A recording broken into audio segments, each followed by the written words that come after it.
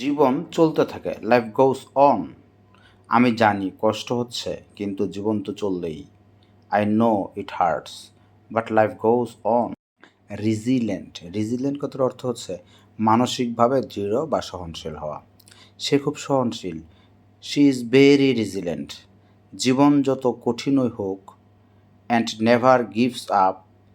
সে কখনো হারবে না, সে কখনো ত্যাগ করবে না। নো ম্যাটার, কোনো সমস্যা নয়। হাউ হার্ড, কি কঠিন। লাইফ গেটস, জীবন পেল। সুন্দর করে বাংলা যদি বলি, সে খুব সহনশীল, শি ইজ ভেরি রিজিলেন্ট। জীবন যত কঠিনই হোক, সে কখনো হারে না। And never gives up, no matter how hard life Gates.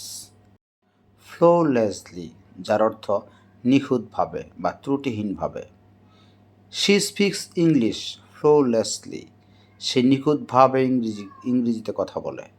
Like a native speaker, একেবারে নেটিভ স্পিকারের মতো। ব্যাক আউট, প্রতিশ্রুতি, চুক্তি থেকে পিছিয়ে যাওয়া বা পিছু হটা।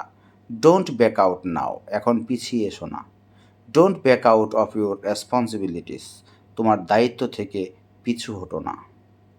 টার্ন অন, চালু করা বা জ্বালানো। টার্ন অন দ্য লাইট, লাইটটি জ্বালাও। Don't turn on the light, লাইটটি জ্বালিও না। টার্ন অফ, বন্ধ করা। Please turn off the light, অনুগ্রহ করে লাইটটি বন্ধ করো। বিফোর ইউ লিভ, যাওয়ার আগে। দয়া করে যাওয়ার আগে লাইটটা বন্ধ করে দাও। Please turn off the light before you leave.